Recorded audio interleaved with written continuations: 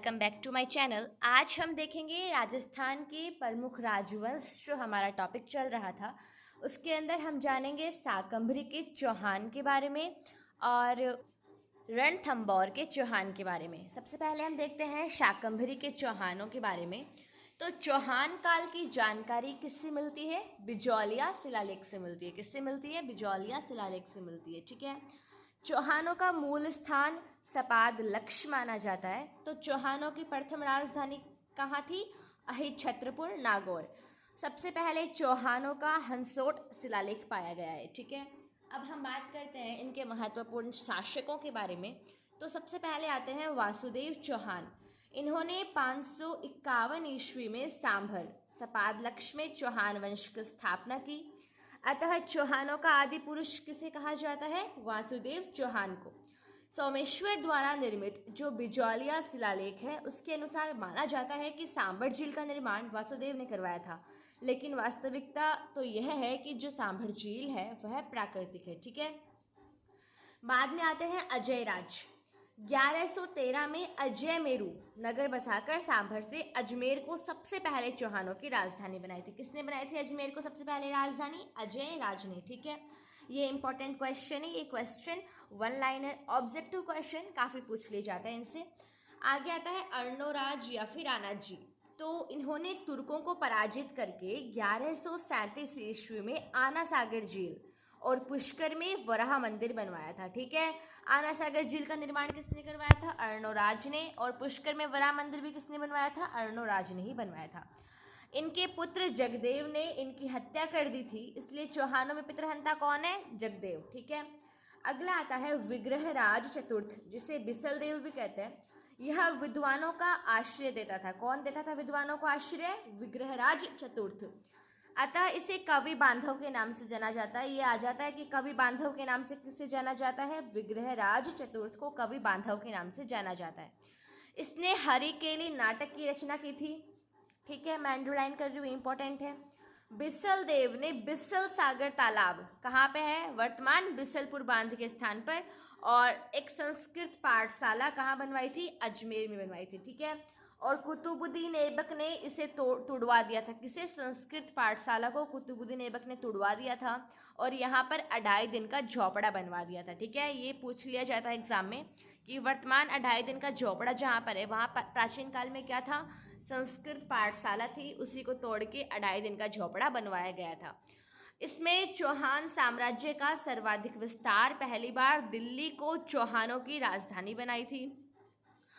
अतः इनका काल जो है वो चौहानों का स्वर्ण काल कहलाता है। ये क्वेश्चन इंपॉर्टेंट है, पूछ लेता है। चौहानों का स्वर्ण काल किस काल को कहा जाता है? विग्रहराज चतुर्थ के समय को। ठीक है। बिजौलिया शिलालेख में ज्ञात होता है कि जो विग्रहराज चतुर्थ हैं उन्होंने दिल्ली को अपने अधीन किया था। तो चौहान शासक विग्रहराज चतुर्थ जो है उनके काल में दिल्ली शिवालिक स्तंभ अभिलेख उत्कीर्ण करवाया गया था। ठीक है। ये इंपॉर्टेंट है। दिल्ली शिवालिक स्तंभ अभिलेख किसके काल में उत्कीर्ण किया गया था? विग्रहराज चतुर्थ के काल में। विग्रहराज के बारे में किलहॉर्न ने क्या लिखा है कि वह उन हिंदू शासकों में एक था जो कालिदास और भवभूति से होड़ कर सकता था। ठीक है। अब हम बात करेंगे पृथ्वीराज चौहान तृतीय के बारे में। जो एक हम पृथ्वीराज चौहान के नाम से जिन्हें हम जानते हैं, वह जो मोहम्मद गौरी से युद्ध किया था तराइन का। तो देखते हैं इनके बारे में। इनके पिता सोमेश्वर और इनकी माता कपूरी देवी थी। अजमेर के चौहान वंश का अंतिम प्रतापी शासक था। कौन? पृथ्वीराज चौहान तृतीय, जिन्होंने दिल्ली और अजमेर राजधानियों से शासन किया था। कौन सी राजधानी? दिल्ली से शासन किया था और अजमेर से शासन किया था। यह मात्र 11 वर्ष की अल्पायु में शासक बना था। अतः शासन की बागडोर किसने संभाली थी? इनकी माता कपूरी देवी ने संभाली थी। पृथ्वीराज चौहान तृतीय को राय पिथौरा और दल पुंगल यानी कि विश्व विजेता की उपाधि दी गई है। राय पिथौरा की उपाधि किसे दी गई है? पृथ्वीराज चौहान को दी गई है। पृथ्वीराज ने अपनी दिग्विजय की नीति के तहत 1182 ईस्वी में महोबा का युद्ध, जिसे तुमुल का युद्ध कहा जाता है, उसमें परमार्दी देव चंदेल को पराजित किया था और कन्नौज के राजा जयचंद गढ़वाल जो हैं उनको हराकर उनकी पुत्री संयोगिता के साथ गंधर्व विवाह किया था। अब तराइन के 2 युद्ध हुए थे। तराइन का पहला युद्ध हुआ था 1191 ईस्वी में और तराइन का द्वितीय युद्ध हुआ था 1192 ईस्वी में। किसके बीच में हुआ था? पृथ्वीराज चौहान तृतीय और मोहम्मद गौरी के बीच में हुआ था। तराइन के प्रथम युद्ध में पृथ्वीराज तृतीय विजयी हुए और तराइन के द्वितीय युद्ध में मोहम्मद गौरी जीता था। ठीक है, कहाँ पर हुआ था? हरियाणा के मैदान तराइन जो जगह है वहां पर यह युद्ध हुआ था। गौरी ने जब आक्रमण किया था तो उस समय चालुक्यों को सहायता देने के विरुद्ध पृथ्वीराज चौहान तृतीय जो थे उनको परामर्श देने वाला मंत्री कौन था? कदम्बवास। ये पूछ लेता है कौन था वो मंत्री? कदम्बवास।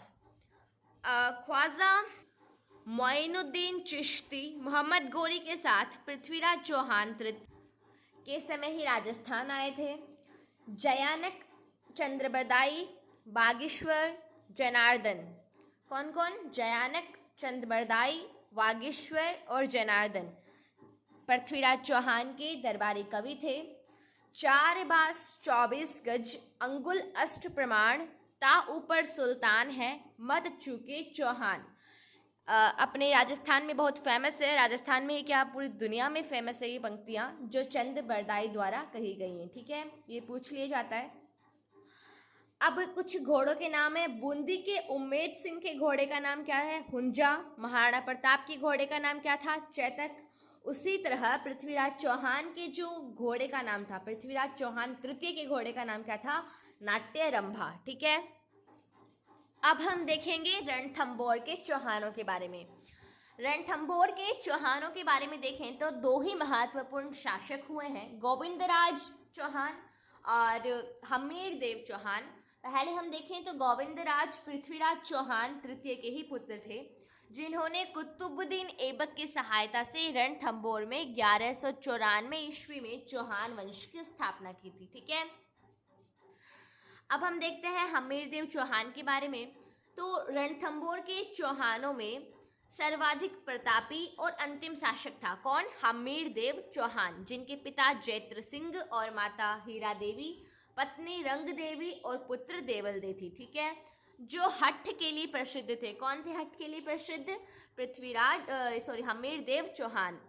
इनके लिए कहा भी गया है कि सिंह सवन सतपुरुष वचन कदलन फलत एक बार तिरिया तेल हमीर हठ चढ़े न दूजी बार। इसमें दिग्विजय की नीति अपनाई थी जिसके तहत इन्होंने कोटि यजन यज्ञ, अश्वमेध यज्ञ जैसा कुछ करवाया था, जिसके राज पुरोहित कौन थे? पंडित विश्वरूप थे।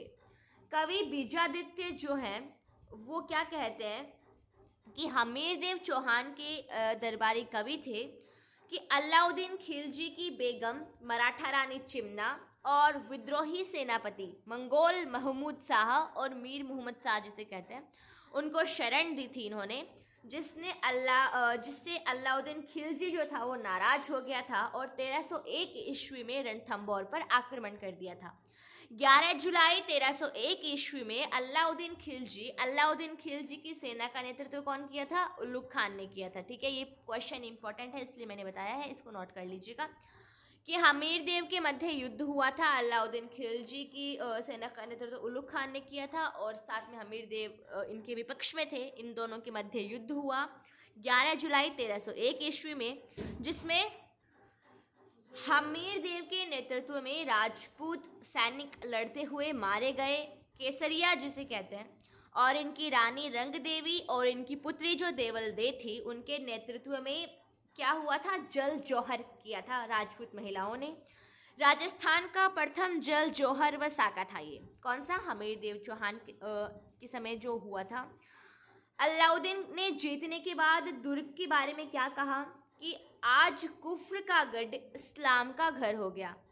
राजस्थान में मुस्लिम सत्ता के प्रसार का सर्वाधिक श्रेय किसको जाता है? अलाउद्दीन खिलजी को जाता है, क्योंकि राजस्थान में मुस्लिम सत्ता जो है सबसे ज़्यादा अलाउद्दीन के समय में ही थी। ठीक है, तो आपको वीडियो कैसा लगा कमेंट कीजिएगा, वीडियो को लाइक कर दीजिए, चैनल को सब्सक्राइब कर लीजिए। PDF नोट्स के लिए आप टेलीग्राम ग्रुप को ज्वाइन कर सकते हैं। All the best.